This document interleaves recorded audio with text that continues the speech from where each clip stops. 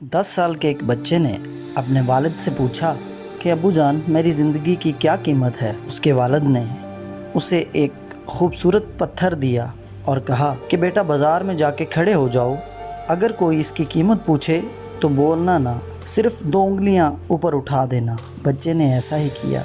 वो ये पत्थर लेकर बाज़ार में खड़ा हो गया। एक औरत आई, उसने पूछा कि इस पत्थर की क्या कीमत है।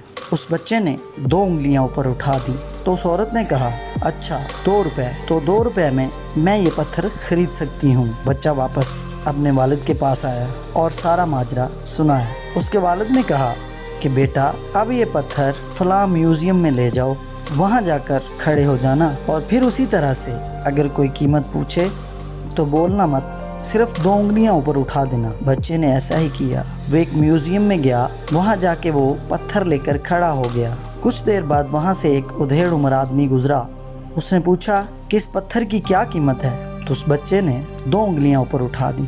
उस आदमी ने कहा, अच्छा ठीक है, मैं 200 रुपये में ये पत्थर खरीद सकता हूँ। बच्चा बहुत हैरान हुआ। वो वापस दौड़ा दौड़ा अपने वालिद के पास आया और ये सारा माजरा अपने वालिद को सुनाया। फिर उसके वालिद ने कहा कि बेटा, अब ये पत्थर लेकर फलां एंटीक की दुकान पर चले जाओ, जहाँ पर पुरानी चीज़ों की और कीमती चीज़ों की पहचान होती है।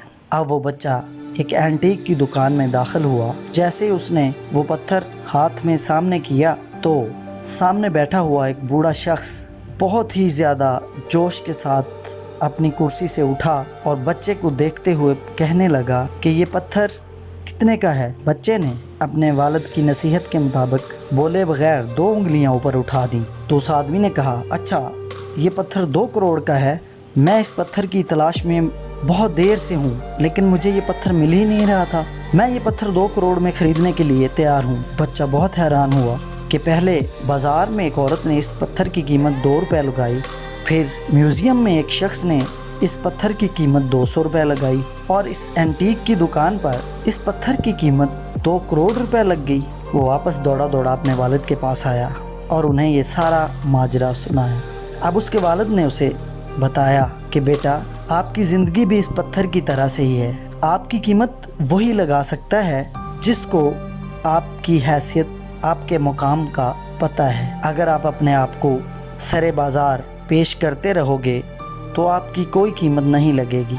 आप अपने आप को उन लोगों के दरमियान रखो जो आपकी कदर जानते हैं, वो आपकी सही कीमत लगाएंगे। जबकि आम लोगों में तुम्हारी कोई हैसियत नहीं है, सिर्फ ख़ास लोग ही तुम्हारी क्वालिटीज़, तुम्हारे अखलाकियात, तुम्हारी पोजीशन और तुम्हारे अंदर छुपी हुई सलाहियतें, खूबियाँ देखकर तुम्हारी कीमत लगा सकते हैं। और वो ख़ास लोग कौन हैं? वो ख़ास लोग आपके अपने रिश्तेदार हैं, आपके वालिदैन, बहन भाई, दोस्त, आपके शागिर्द, आपके उस्ताद। उनके लिए आप बहुत अनमोल हो। उनके नज़दीक आपकी कीमत उस एंटीक की दुकान में लगाई गई पत्थर की कीमत की तरह से है, क्योंकि ये सब लोग आपकी वैल्यू बनाते हैं। आप अपने आप को ऐसी ही मार्केट में पेश करें जहां आपकी पहचान हो, तो आपकी ज़िंदगी की कीमत बहुत ज़्यादा है। और अगर आप आम लोगों में आम सरे बाज़ार अपनी कीमत का तयन करवाएं तो उस पत्थर की तरह आपकी कीमत भी